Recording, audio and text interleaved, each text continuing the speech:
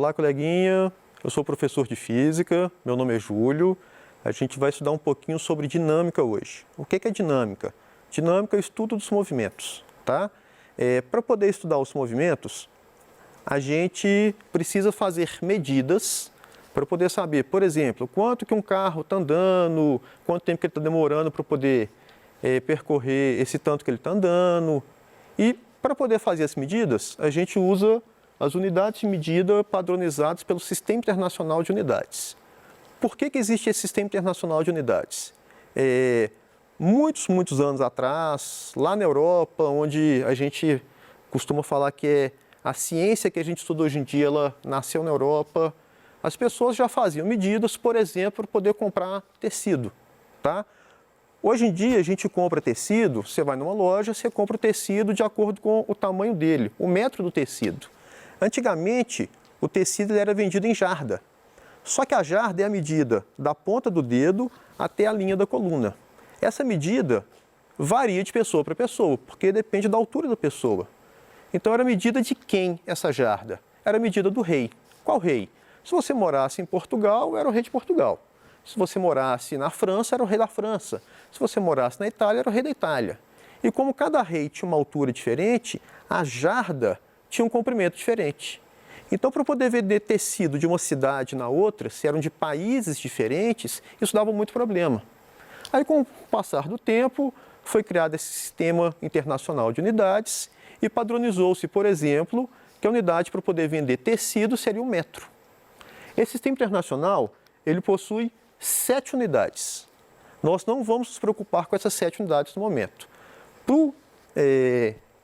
Para o estudo da dinâmica, a gente só se preocupa com 3 unidades: comprimento, massa e tempo. A princípio, a gente só vai preocupar com comprimento e tempo, tá? O comprimento, ele é medido em metros no Sistema Internacional, a massa ela é medida em quilograma e o tempo ele é medido em segundos. Ô Júlio, mas o tempo não é medido em horas como padrão? Para o Sistema Internacional, o padrão do tempo é segundo. Para o Sistema Internacional, o padrão da massa é o quilograma. Ah, mas o quilograma veio do grama. Sim, só que para o Sistema Internacional, o padrão de massa é o quilograma, tá? Para poder estudar isso, tem alguns múltiplos e submúltiplos que ajudam a gente bastante. Por exemplo, a gente sabe, todo mundo tem ciência disso, 1 quilômetro equivale a 1000 metros, 1 centímetro equivale a 1 metro dividido por 100 e 1 milímetro equivale a 1 metro dividido por 1000. Além disso, 1 grama é 1 quilograma dividido por 1000, 1 tonelada são 1000 quilogramas e 1 grama tem 1000 miligramas, tá? Lembrando também que, para as unidades de tempo, 1 minuto possui 60 segundos, 1 hora possui 60 minutos. Como cada minuto tem 60 segundos, 1 hora tem 3.600 segundos e 1 dia possui 24 horas. Tá? Só relembrando, eu tenho certeza que você sabe disso com grande facilidade. Tá? Uma coisa importante para a gente poder estudar na dinâmica, sobre referencial. O que é o referencial? O referencial é a posição de onde eu estou estudando determinado fenômeno. O mesmo fenômeno, ele pode ter comportamentos diferentes de acordo com quem está observando esse fenômeno, tá? Por exemplo, a gente tem uma tirinha aqui do Jim Davis, famoso Garfield. O John, dono do Garfield, vira para o Garfield e diga: não mandei você se movimentar um pouco hoje? O Garfield continua na posição que ele estava. Então ele se manifesta. Obviamente, o John não está levando em conta a rotação da Terra. Por que o Garfield fala isso? Ele pensa dessa forma. Se a gente observa onde nós estamos agora, você olha para o lado, você diz, aquela parede ali ela está parada, né? Porque para você, observando aquela parede, ela está parada, né? Só que se a gente começa a olhar de fora, olha de fora do planeta, a gente vê o planeta todo girando. Se essa parede está presa no planeta de alguma forma, quer dizer que essa parede está girando junto com o planeta. Por que que a gente tem esse comportamento diferente se eu olho de dentro do planeta ou se eu olho de fora do planeta? Esse comportamento é porque eu estou mudando o meu referencial. Eu estou mudando de onde eu estou observando essa parede. Tudo bem? Isso se aplica de outras maneiras também. Por exemplo, se eu estou dentro de um ônibus, eu observo uma pessoa ao meu lado do ônibus. Para mim, dentro do ônibus, essa pessoa está parada. Só que para alguém do lado de fora, na calçada, observando de alguma maneira, eu estou em movimento junto com essa pessoa, acompanhando o movimento do ônibus. Referenciais diferentes, um dentro do ônibus e o outro fora do ônibus, observações diferentes para o mesmo fenômeno. Para mim, aquela pessoa está parada, para alguém na calçada, aquela pessoa tem movimento junto comigo e junto com o ônibus. Tudo bem? Continuando. Definição de corpo ou partícula. Corpo e partícula é uma questão de, mais ou menos, de referencial. Depende de onde que nós estamos observando e depende o que nós estamos observando. Se aquilo ali, o tamanho daquela coisa faz diferença num determinado fenômeno ou se o tamanho daquela coisa não faz diferença num determinado fenômeno. Por exemplo, igual está aparecendo aí para você, uma bola de gude e uma bola de basquete. Não há dúvida de que uma bola de gude é pequenininha, uma bola de basquete ela é bem maior do que uma bolinha de gude. Só que se eu tenho uma bolinha de gude dentro de um saco com bolinhas de gude, já que é todo mundo ali mais ou menos do mesmo tamanho, eu vou falar que essa bolinha de gude é um corpo, tá? Em compensação, se eu pego uma bola de basquete, eu coloco essa bola de basquete no meio de uma cidade inteira, para a cidade toda, aquela bola de basquete tem um tamanho tão pequeno que não faz a menor diferença. Então, para a cidade toda, a bola de basquete é uma partícula, tá? Claro, se eu segurar uma bola de basquete aqui na minha mão, essa bola de basquete será um corpo, porque o tamanho da bola de basquete eu não posso desprezar. A bolinha de gude, eu também não posso desprezar essa bolinha de gude aqui perto de mim. Ela também seria um corpo. Só que se perto de algo muito grande, por exemplo, a bolinha de gude dentro de um estádio de futebol gigante, aquela bolinha de gude é tão pequena que não faz diferença nenhuma, eu posso tratá-la como partícula. Tudo bem? Continuando. Aqui é muito importante, coleguinha, diferença entre distância percorrida e deslocamento, tá? O que é a distância percorrida? Vamos supor, eu saio de uma cidade, eu vou para outra cidade, tá? Quando eu vou de uma cidade para outra, eu vou percorrendo a estrada ali, eu vou andar, por exemplo, 120 quilômetros.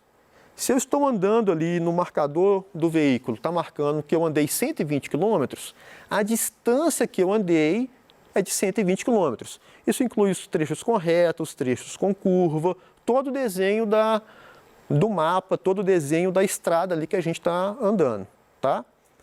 Para poder saber o meu deslocamento, eu vou me preocupar só com a menor distância de onde que eu saí com o ponto que eu cheguei.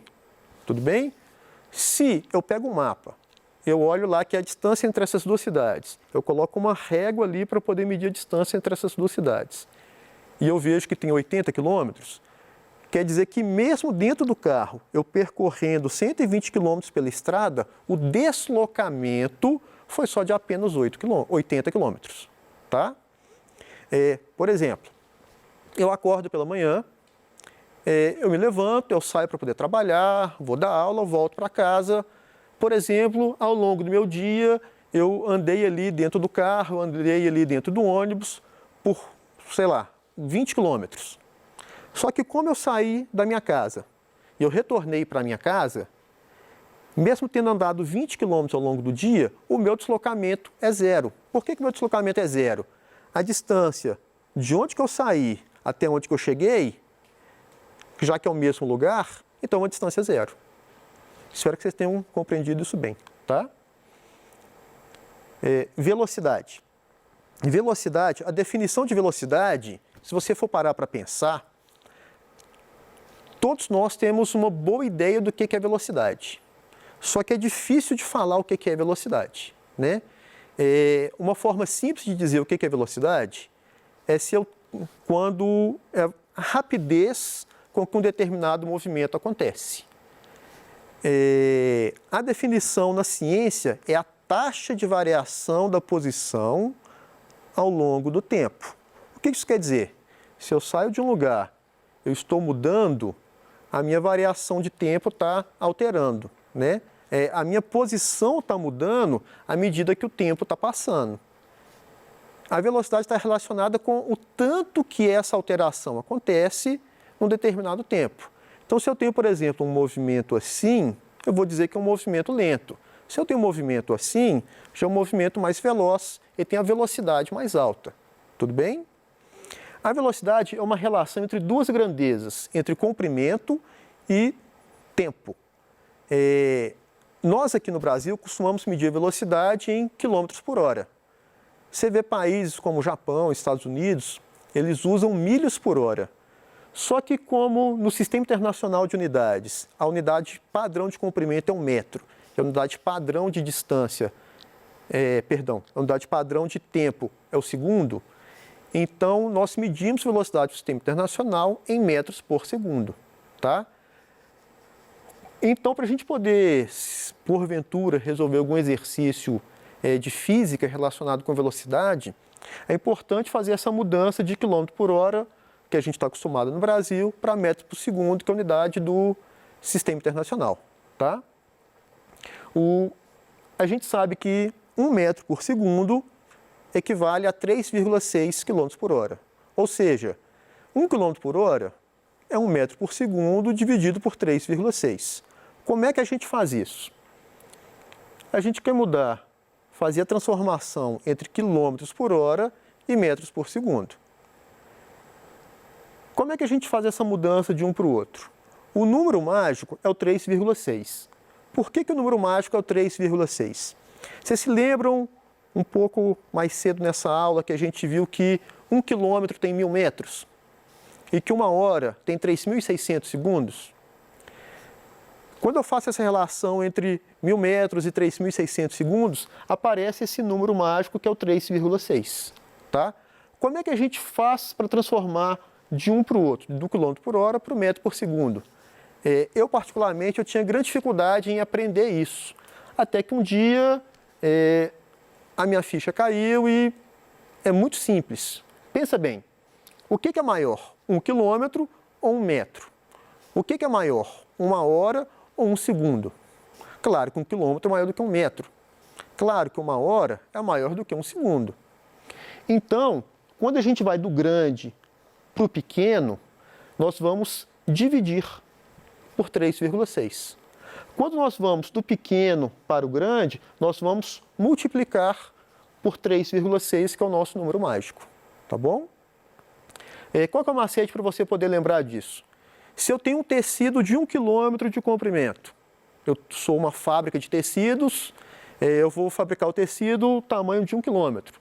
Para poder vender para a loja, eu vou vender em pedaços menores. Eu vou ter que cortar esse tecido, eu vou ter que dividir esse tecido em pedaços menores.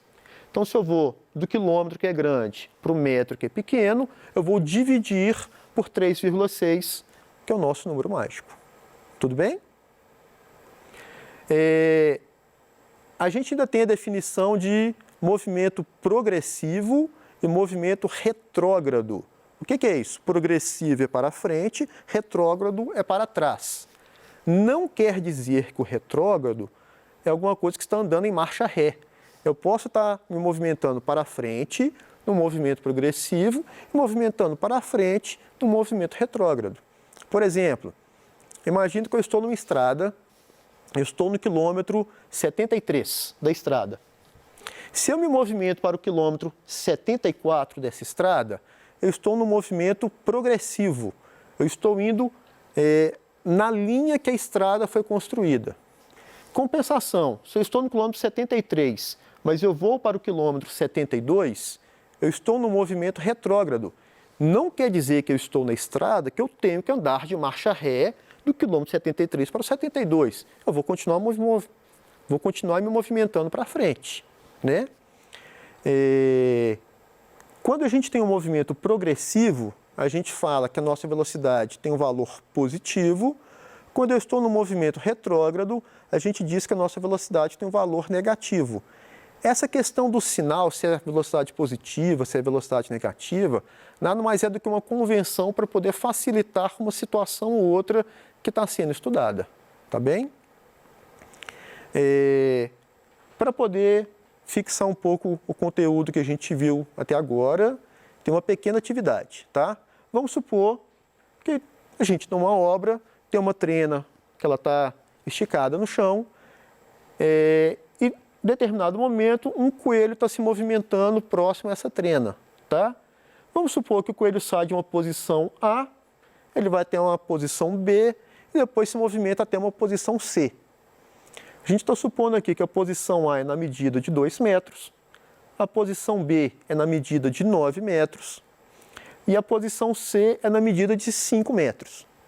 Então eu gostaria que você calculasse a distância total percorrida pelo coelho e o deslocamento dele, tá bom?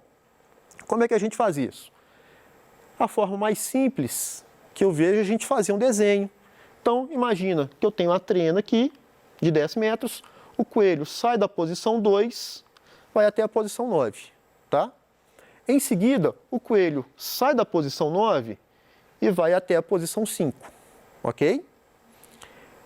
A posição A é lá em 2 metros, a posição B é lá em 9 metros e a posição C é lá em 5 metros. Como é que a gente faz esse cálculo? Muito simples.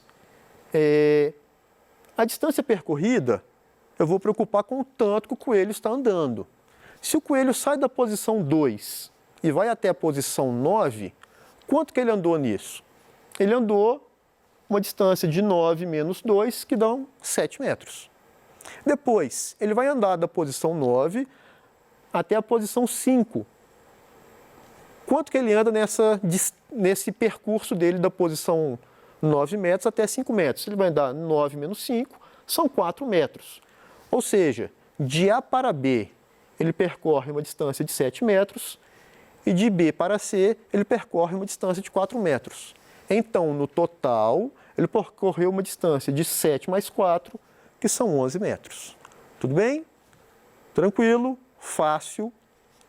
Agora, para poder saber o deslocamento, já que a gente viu que o deslocamento é a menor distância do ponto de partida até o ponto de chegada, eu só vou me preocupar com os pontos A e C. Ele sai do ponto de 2 metros, ele vai até o ponto de 5 metros, isso quer dizer que ele percorreu ali, isso quer dizer que ele se deslocou ali uma distância de 3 metros. Tudo bem? Ô coleguinha, muito importante, lembre-se sempre que o deslocamento só importa com a distância entre o ponto de saída e o ponto de chegada. Não me importa o que acontece no meio do caminho, tá? Se ele sai da posição 2, ele vai até a posição 5, independente do percurso dele, o deslocamento dele é de apenas 3 metros. Ok? Por hoje é só. Espero vocês na próxima aula. Bons estudos!